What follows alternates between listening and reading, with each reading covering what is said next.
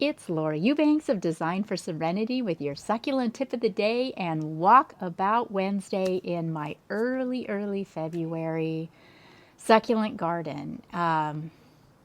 This year we have extended blooms on the bougainvilleas.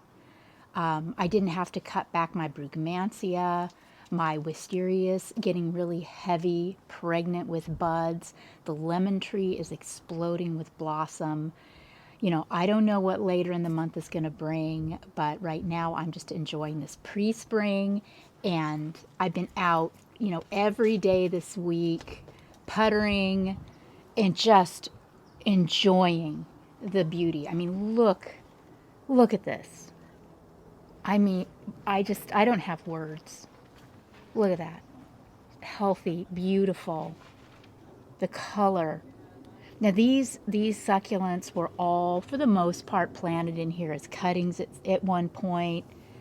And I just keep kind of filling in as I go. You probably noted, like there's some, I see dirt, right here. I'll probably pop a little rosette in here or two. And that's kind of how the gutter has morphed. Some of these things have been in here for a really long time and are really well knitted in.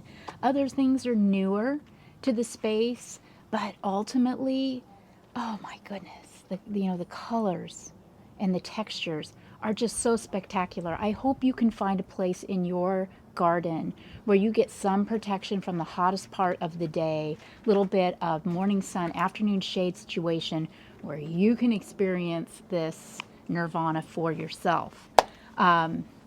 It's so fun to experiment in the garden with microclimates. This Euphorbia Trigona Rubra is extremely happy here. I wasn't sure if it would hold its color because this is a fairly shady part of the yard, but it has done just magnificently. And, I'm thinking that this plant really may be happier with some protection, because one thing I've noticed about the Trigona is it tends to get corking and scarring down low on the branches and the trunks over time. And, well, you can see that right here. See that little bit of discoloration there? But this one has just held up so beautifully in this little pot. Just happy, happy, happy. Look at even the art of this Euphorbia. Look at that little seed pod, and it's trying to make a flower, and then it's got such an interesting caudex that's developing. Just love this plant so much. My Pilosoceras azuris is throwing off a bunch of flowers. Oh my gosh, all of my little collectible cactus are making me super happy too. This little guy got infested last year with scale, and I picked it all off with my fingernail, and I sprayed it with a pesticide with ortho, and it looks a little anemic, but I'm really pleased to see that there's not much of any scarring from the infestation. This on my little butthole cactus, that is just from snails. They got at this like 3 years ago. And this is such a slow grower that it's still showing evidence of the scarring. Look at my crest, my myrtillo cactus crest, and this beauty. Goodness sakes, jewels. Just so stunning. So yes, as advertised, the bougainvillea that's in full that's bougainvillea-ing like crazy in February. These echeverias and graptivarias and aeoniums in this bougainvillea pot have just done so well all year long. I have my Pachypodium gayi that you can see has lost its leaves. And don't panic with your Pachypodiums. Tis the season. They're very, very persnickety to even the quickest snap of cold, and will drop their leaves. And that's exactly what happened. Not even worried about that a little bit. My Goliath, who I keep talking about, oh no, we're going to need to move this out of the garden. It's getting too big. I don't have the heart. I'm going to let this ride for as long as humanly possible. It is so beautiful, and now it's splitting and throwing off another head. It's got this magnificent bloom starting, and it brings me so much joy. I just love this. And it started out as a little 10-inch pot and has just gone crazy. My Susan Ock pot that I pulled together in the, I want to say summer or early fall of 2021. You know, I haven't done a lot with this type of Euphorbia. And, you know, I'm so glad that I got this, because I just have been so enjoying its little tiny blooms, which are really, really small, and then it turns to these beautiful red, kind of pinkish red seed pods. This is a structurally gorgeous plant. And I think in a pot, you know, I can control the growth. I don't think it's going to get too big. And, you know, worst case scenario, I pull it out, chop it off, harden it off, and set it back in. So I don't panic. The toolbox isn't gone, but I did move it. And I'll show you where in a minute. And the other day, Hannah got a bee in her bonnet. Somebody had given her this pot, I think for Christmas last year. So she planted it. Isn't it so pretty? I tried to get her to let me shoot a video of her doing it, but she got shy on me. It was a good experiment, though, because I think she really appreciates now that it's not super easy to do this on the fly. But she made an absolutely beautiful arrangement. I'm super happy with it. Oh my gosh. So, turns out, you know how I love my balls in the garden. And I was over here puttering and realized that my multicolored balls in my Plicatillus pot, you couldn't even see them because the soil had sunk down in that pot so low that the balls were completely hidden. So I just pushed all the dirt from around the back up to the front and stacked the balls on top of each other, which is an absolutely total quick fix, and I will get in there and add more soil at some point, but I just wanted to see my balls. You know how that is. Someone commented the other day on my work on my blue ball. I thought it was probably a mistake to stick that jade right next to it. Why didn't I just move the ball? Valid questions and valid points, but I think the takeaway that I want you to take away is with succulents, everything is temporary because they're so forgiving and they're like plastic and we can move them around at our whim anytime, cut them up, you know, move them from place to place. You can do whatever you want, even if it's impractical, if it brings you joy. Then if things start to grow or change or morph or whatever, just change it. Easy peasy. Oh, I also trimmed away my Agave Victoria Regionae compacta was completely hidden by Crassula undulata, as was my Talavera mushroom. So I did a little, you know, guerrilla gardening back there, just trimmed away the undulata so you could expose those things. And I also noticed a big gaping wound in the landscape. So I moved my potted Agave quiche can and just stuck it in the hole. Sometimes the solution, you know, if you don't have boulders or rubble to move around, is to find something in a pot and stick it in the hole. Works like a charm. Just when I thought this crassula couldn't get any more beautiful, it just continues with its little star flowers, and it's just absolutely delightful. I'm going to be bitching about this, though, in a few weeks when these flowers dry up and I have to deadhead this thing. But for now, absolutely loving it. Haven't really got in here yet. I've mainly just been doing detail work.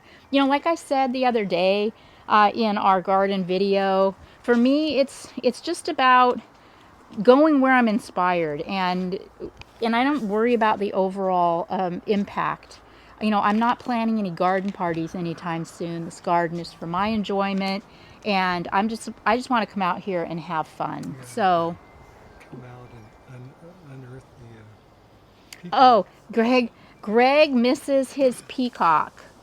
My little piece of garden art here. I don't know if you guys have been following long enough to remember this guy, but it's completely been eaten by the undulata. But the undulata's shape is so spectacularly perfect, I don't want to touch it yet. But eventually, yes, we will unearth the peacock. This Mediopicta alba is also going to be getting a new home. I might take it over to Normal Heights next week because these agavoides are so stunning and they are really starting to take off and spread, and you can see that Mediopicta is infringing on their rights. So, and that's not a sustainable spot. The Mediopicta is going to get too big. I really want to encourage the agavoides. I don't really have anywhere suitable to put this in the garden, so I will likely gift it to a client. Oh, so over here, you guys suggested putting the rusted toolbox in the lemon tree pot because the rusty metal would be great fertilizer for the lemon. So I did, and it's so fun. So it's just sitting in the lemon pot. All of that hot mess behind it is freesia, which I cannot get rid of to save my life. I mean, I have transplanted this lemon tree twice, changed all the soil, and thought I had excavated all of the bulbs, only to find it come back again every single year. So it's getting ready to bloom. I'm going to let it, and then I'm going to try digging it out again because I think it really is competing with the lemon tree for nutrients. And, you know, overall, this has been such a great metamorphosis of this tree thanks to you and your advice on what to do to improve the condition of the tree. I knew it wasn't dead, but it certainly was pouting. So some espoma, citrus fertilizer, and Epsom salts sure did the trick on this. Although the true test will be when it starts to set fruit, because right now, where I see a lot of blossoms, and citrus blossoms are by far my favorite smell in the whole world, next to Greg. I only see one lemon. It's not much of a harvest, but we'll see. You know, we're just gonna keep hope alive over here. Oh, another guerrilla thing that I did was I got the loppers and I went after this aloe Bainesii back here. This is the Bainesii tree that we rescued from a client in La Jolla. They didn't like it anymore, so I moved it back here. I had to cut a lot of the roots to get it into this red pot, and it started to bud. You know, it started to show that it wanted to send off new branches. So I went ahead and cut the wood where nothing was happening. I had some branches that were just completely bare, and I cut down to the buds. And now, you know, I'm so glad I did because the wood that I cut was indeed dead. So my hope is that it's going to continue to swell and bud and throw off new branches and completely reinvent itself. So in the meantime, I have it kind of hidden back here in the corner, but this is a science experiment for me. I also finished, it's a little late in the year, but I also finished cutting back my Eden climbing roses. I cut them back by about 25%, cut out the dead wood, went after some of the cross branches, and I hope, fingers crossed, I didn't do it too late, because I did that one year. I went way too late in the season and I didn't get hardly any blooms. So fingers crossed that I didn't screw this up, but it needed to be done. The fountain is fountaining like crazy, looking good, although I will say these spider webs are just too much. I will say that this top layer here is looking a little unintentional, isn't it? Kind of tragic. So I think I'm going to get in here and pop in some rosettes to flush this out up top side. I haven't really done anything with this in months, so, you know, it's just it's just time. And then, of course, my Agave Attenuata Variegata is so stunning, but she still hasn't thrown off any new babies for me. So hold your breath that I get some more pups off of this girl before she decides to bloom out. So this Agave Blue Glow also, I love this. It's perfect. There's not a mark on it. It's so beautiful, but I don't know. I mean, it's too big, right? I guess I may be able, maybe one more season, but eventually this is going to have to come out too and be donated to a project. And this pup off of my Agave Attenuata Variegate, you know, definitely not the beauty that its mom is. I only have variegation on the bottom. There's no variegation up here on top. You know, I can see, though, variegation in the new leaves that are about to unfurl. But this is getting too big for this raised bed. So at some point, I've got to get in here and tear this apart. Because it has, this is another thing. When I look at it critically, it's lost its luster. I remember when I did this, I had done some mounding. I did some really elaborate rock and pebble work. I've got driftwood in here, and it's just lost. You can't really even see it. No, it just looks like a hot mess. Greg says it looks like a hot mess, and he's right. But check out the Aeonium crest. There's nothing messy about her. And that's one of the reasons why I have hesitated. It's one of the reasons why I've hesitated messing with this bed is she's so beautiful, and I don't want to upset her. See all the air roots. Yeah, all the air roots.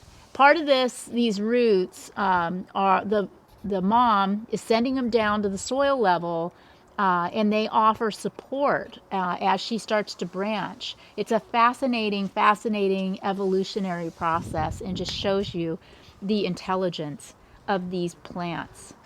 Also, the poor collectible aloe that we tried to save that rotted, it just was getting worse and worse and worse. And I did, you know, we had it in hospice in the pot. It did pass away. So this aloe cutting that I put as a placeholder in here isn't anything necessarily fancy or special, but I thought the shape of it was really neat. It was really long. It was a tall aloe, and it was over against the prison wall, and it just looked cluttered. So I yanked it out, cut it off, and stuck it in the pot. I think it's going to color up nicely, and as long as it has that really neat starfishy shape, I'll leave it in there because, you know, why not? These gutters have a completely different personality than the ones over on the shady side. I don't love them quite as much because they get a lot more sun, so they tend to bolt and get a little ratty looking. They don't stay quite as compact as the ones on the other side. But part of that's too because I have different plants. You know, like I've got aeoniums in here, kiwis in here, things that I don't, you know, that really don't grow compact. I've even got some aloe brevifolia and some nobilis in here. Good God, was I desperate for plant material? I guess. I must have been. And of course, the Morganianum, the sedum, burrowtail hasn't rooted yet. And this is, I'm totally losing patience with this. It really needs to figure it out here pretty soon, or it's going to go over the rainbow plant bridge too. And this doesn't look the greatest. Are we going in front? Ugh. Yes, and spoiler alert, I am going to take you in the front. It is a hot mess because I have been spending all of my time back here, and you know what happens. You spend all your time in the back, and the front goes to crap, and vice versa. But hey, you know, we'll take a look. So I have been trying to communicate with the association gardeners for the 12 years we've lived here, but it's never the same guy twice. And they come down here and they mow the stupid strip, and then they blow all of the leaves into my rocks every week. I've even gone so far as to put a sign in the yard, but you know, I've even got a English and Spanish. Yeah, I've got a dryer sheet here. That's attractive. Look at this. I've got weeds, detritus, just, ugh, God, I need to spend about an hour out front and I can just dial it right on in. But I haven't spent any time out here in literal months. The aeoniums, stand of aeoniums that I have a love-hate relationship with, you know, obviously I love right now because it's winter and they're fluffy and thriving. Those blooms are beautiful. The bees are having a heyday. It's going to be really easy to cut those back when they're done and they're, you know, you won't even notice. But in a couple of months, these are going to close up and there's going to be about 1,000 pounds of dead leaves underneath that I'm going to have to get in and clean out, and I'm going to threaten to get rid of them. Mark my words. Maybe you can all remind me about what they look like now. Over here, the Aleuaudia procera, this doesn't get the water that the one in the back does because I never water out here. And so we have yellowing and bare, you know, it's a hot mess. It really is. If I, you know, cared and watered this on the regular, it would be green and lush. But I don't. I have allowed this one to kind of grow. You notice the one in the back, I just decided to go with the straight vertical growth, and I cut off all of the errant branches. This one, I thought it would be kind of cool to let it go all octopusy and, you know, wacky. And I don't have any regrets. I think I do need to make some edits with the branches. And when I get out here and pull weeds and clean all of this flipping detritus out from between the lava rocks, I will do that. And I'll probably be the only one that notices, but hey, that's all that matters. Also, I took a barrel cactus from here and donated it to a client. Oh, it was over there? Yeah, I moved the rock. That's right. Are you sure? Yep. Yeah, or did I take two? Well, Yes, I took two. I took one for for one client and one for another. So I pulled two out of here. One was over there, one was over here. And that's kind of what I do now, you know? I used to be really mindful about not putting anything in my garden that had the potential to get too big. But I was missing out on a lot of the plants that I really love, like the Agave perii and the Mediopictas and, you know, some of the aloes. Now I know that when they start to get too big, I can just dig them up and put them out for adoption, and then that leaves me a spot to bring in something else. So now the sky's the limit. I can have whatever I want. All right, this bed is making me very, very, very happy. Oh my gosh, so simple. Remember when we reinvented these beds and I put some tougher plants in here because just the aeoniums were just too much to take care of and keep up with? This blue glow, which yes, will outgrow its space, but it isn't growing very fast. And talk about perfection. I mean, that is insanely beautiful. Isn't it? I mean, gosh darn it. That is just so pretty. And this silly little aloe looks great. You know, I leave my little rusty farmer here year round. I should probably put a Santa hat on him at Christmas. And the little, you know, poofy pom-pommy aeoniums look good. So I've just been super happy with this. Over here, oh gosh, I got weeds. Look at that. I got a giant weed. Get those out of there. And, you know, kind of the same thing. I got the Potatorum, which is not looking the greatest right now. A mystery aloe back here. And then my couple of stands of little, you know, little aeoniums and a crested ghosty. And some Crosby's compact. The pots that I redid a few weeks ago are looking lively, right? You know that most of these plants in here are cuttings, but the blue elf that I put in instead of to replace the sticks on fire, starting to throw off blooms. Look at that. Whee! Fun, fun, fun. The Echeverias, not super stoked to be put in here as cuttings, but looking fairly good. A little stressed, but I think they'll be all right.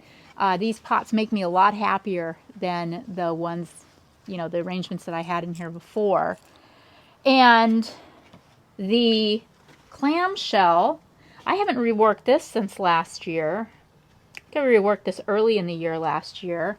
The Attenuata, look at that. So, so pretty. I recommend this plant. What a good plant. And my little my little aloe Dorothiae that just stays orange year round. Even Tillandsia is growing in there. This has been a really good iteration. It's held up really, really well. My little chair, not so much. This needs completely reworked. The only redeeming plant in here is the sunburst. Bunch of dirt showing. That's just a hot mess. And then this is just kind of a staging area, leftover plants from projects. Not much to show you there. So that's early February in the succulent garden here in Chula Vista. Also, since it is February, remember it is the month of love, and our Love is in the Garden merch is back up in the shop if you didn't get it last year. We also added wine tumblers. I'll be getting my wine tumbler soon, and I'm hoping that we can do some cheers. This has been Laura Eubanks of Design for Serenity with your Walkabout Wednesday and your succulent tips of the day. Bye, guys.